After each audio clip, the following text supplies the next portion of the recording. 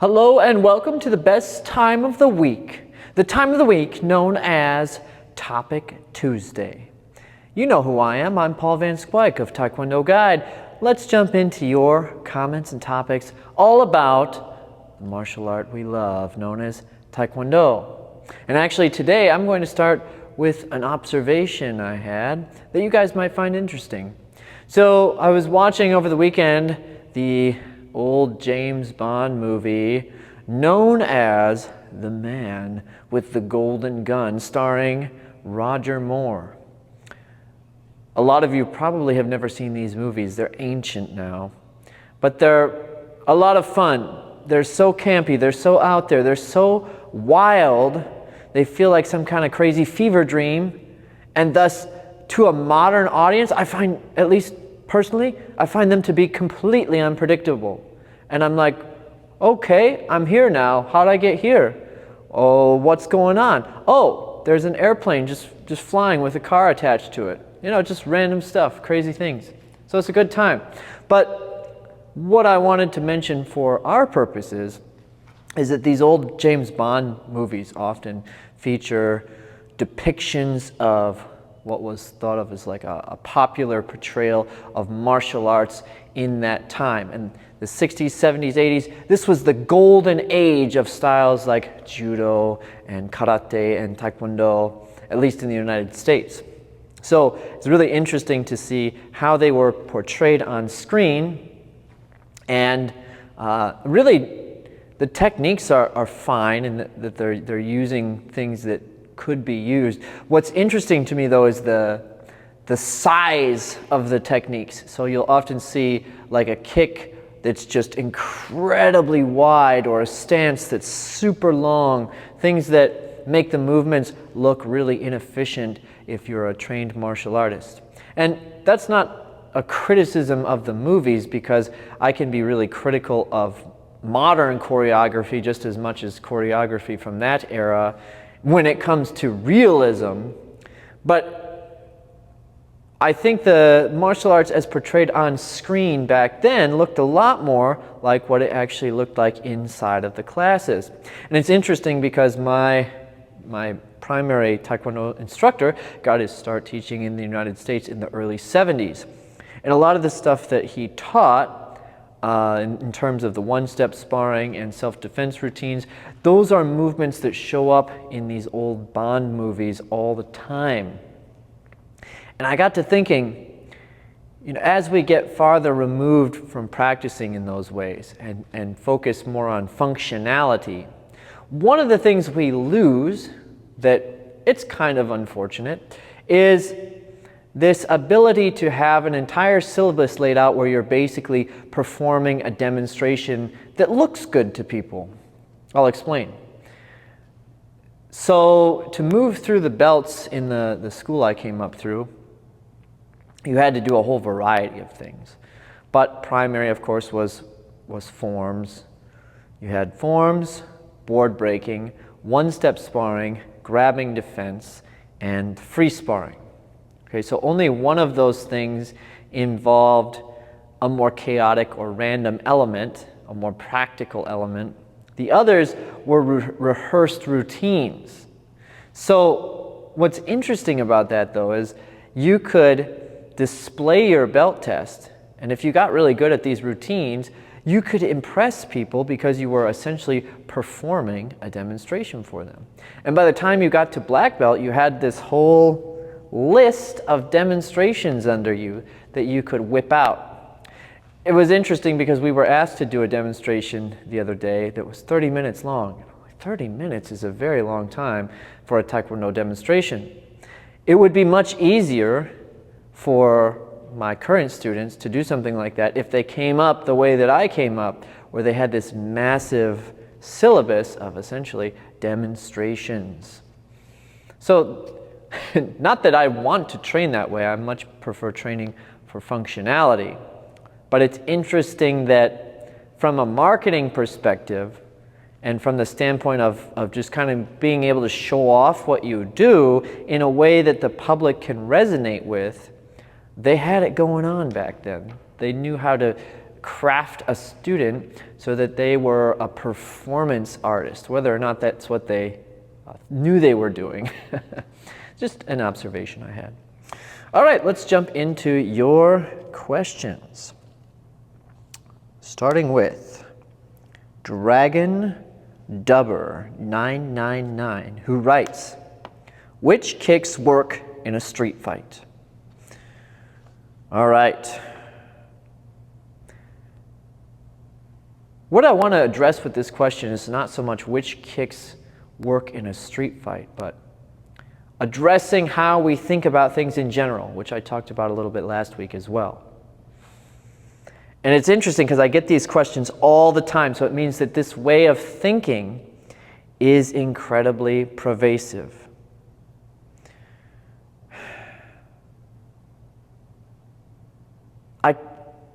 You have to understand when you ask a question like this, there's no exact answer. Roundhouse kick, it's the best kick for a street fight. Do that and you'll win every time, right? That doesn't work. First of all, what in the name of Dionysus is a frickin' street fight?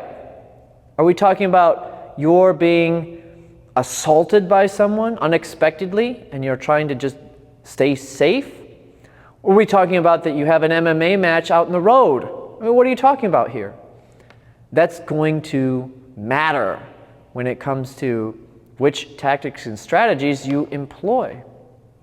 Now, I never want to be in anything like a street fight, whether it's someone that I have a beef with and I go, hey, let's go out in the road and have a sort of no-holds-barred fight until one of us capitulates, or someone randomly attacking me. I don't want to be in those situations. On my way here today, somewhere around 11 o'clock this morning, I approached a vehicle going way under the speed limit, kind of a beat-up vehicle, and I'm pretty sure it was a meth head because they were going very slow, and then eventually they rocketed off and drove off the road. Now, if they slowed back down again, which they did eventually, is this the kind of person you want to get arrogant with? Do you want to get up behind them and be like, hey, you need to move faster, I've got places to be? You want to tailgate someone like that? Someone you just watched drive off the road that's probably under the influence of something? No, I stayed the hell away from that person because I don't want to get in a violent situation with them. I wasn't thinking in the least about which kind of kick I wanted to hit them with, okay? I was just thinking, how the hell do I stay as far away from that person as I can? They look a little unhinged, right? That's how I tend to approach situations that look like they might involve some sort of inherent danger. I hope I never have to fight with anything. All right. So that's the first question. What do you even mean by street fight? Now, you asked which kicks work.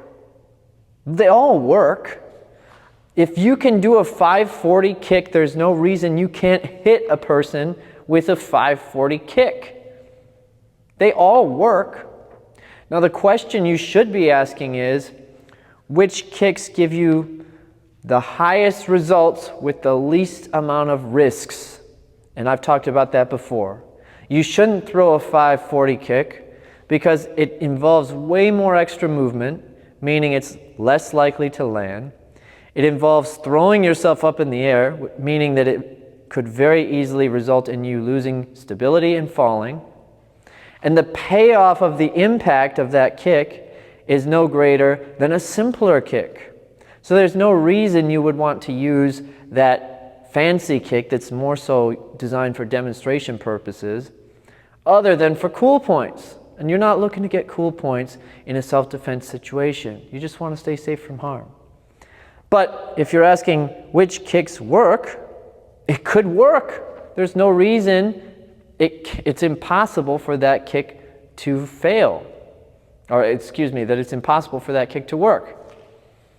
Statistically speaking, if you're good at throwing 540s, and we ran a simulation where you were in 100,000 street fights and you were trying to knock out someone with a 540, it would probably occur in one of those simulations. Generally speaking, pick high risk, let me restart that. Generally speaking, wow. All right, generally speaking, pick low risk, higher reward movements. What's that gonna look like? Your basics, front kick, side kick, roundhouse kick. Generally speaking, I wouldn't be straying from those. Now, if you have a wicked jump back kick that you've knocked out 30 competitors with and somebody assaults you on the street and you feel like that's the right movement at the right time, I'm not saying don't do it. You can look at videos of people doing that and demolishing someone in something akin to a street fight, whatever you actually mean by that. So, it's going to come down to the individual, what their build is and what their particular skill set is when it comes to selecting the tools that they use. Someone with a propensity for awesome jump back kicks might be just fine throwing something like that. All right, let's move on to the next question, also from Mick2701M. who writes, is it planned to have tutorials for basic techniques on this channel? Mick2701M, look at my video playlist called How To.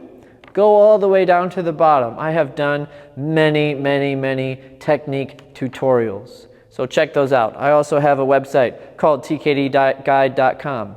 That's tkdguide.com. On it is a free course on stances. So there's a tutorial there for you. On it is a exercise course called How to Supercharge Your Taekwondo. You can check that out. That's free as well.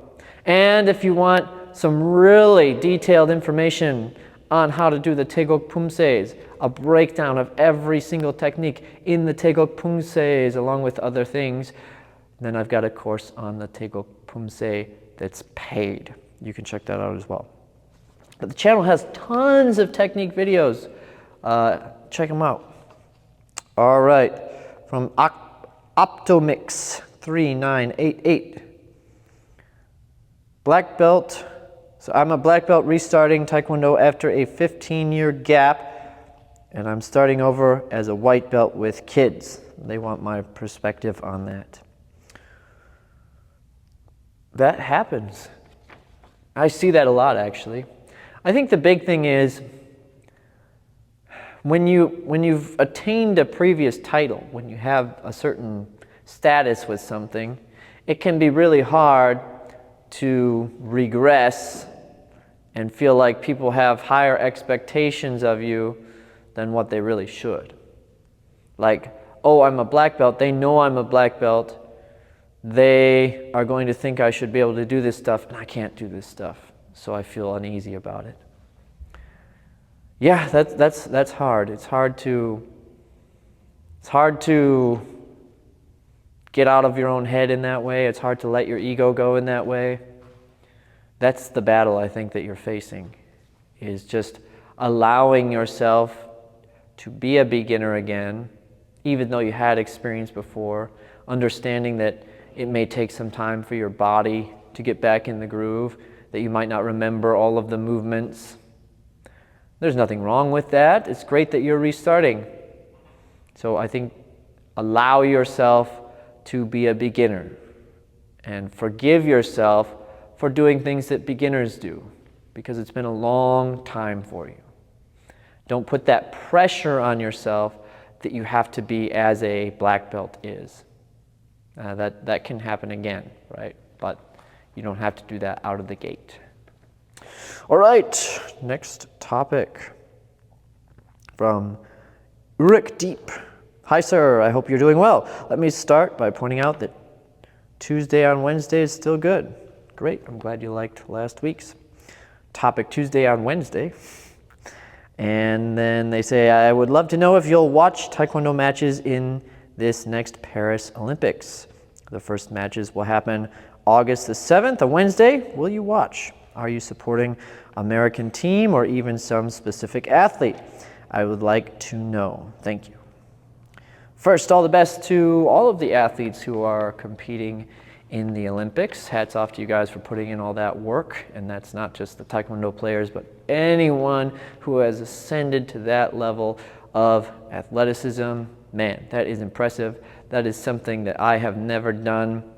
Very cool, okay? Will I watch? No. This is a quirk of mine, so this is just me. I don't really like sports, okay? Now, do I like watching Taekwondo matches? Sure. I watch them all the time. I'm at tournaments pretty frequently, 10-hour tournaments. I see a lot of matches. Are they the best people in the world? Probably not, but ultimately these things tend to look pretty similar. Will I watch some highlights of them? Probably at some point. Will I pay to watch matches? Will I subscribe to NBC or whoever it is that owns this stuff? No, I don't like it that much. I don't care that much. I love cars. You guys know I love cars. I don't watch any racing. I couldn't care less about racing. The competitive nature of things has never been of interest to me.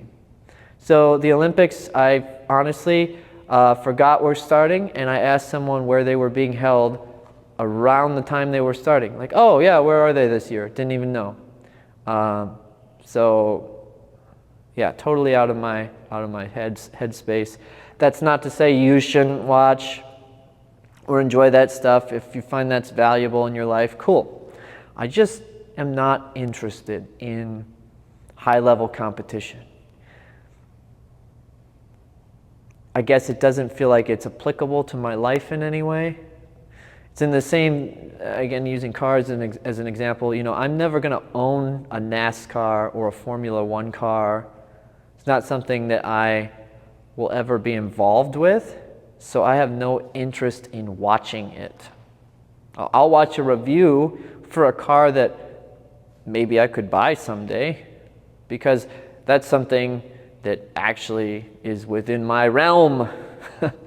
Now, again, I think people find inspiration out of high-level athletics, so there's nothing wrong with it, especially in moderation if you're using it for the right things. But for whatever reason, I am not wired to be interested. And in fact, if it's something that lots of people are interested in, whatever the reason, my wiring says stay away even more. Maybe you can revisit it in 20 years when it's history, but you're not allowed to like it right now. If there's cool music right now, I'm not allowed to like it until 20 years down the road. That's partially a personality flaw. I'm aware of that. It's just how I'm wired, and I'm not sure why. Some sort of contrarian wiring or something. Anyway, that's my own little take on it. Yeah, all the best to the athletes. Hope you guys do well. Be cool to see American athletes do well, obviously, since I'm from the United States. That's all I got there. Hey guys, thank you as always for participating in what we call here Topic Tuesday. Hope for more topics. So we have another Topic Tuesday next week. You know what to do. Leave them in the comments and I'll address them. Until next time, enjoy your training.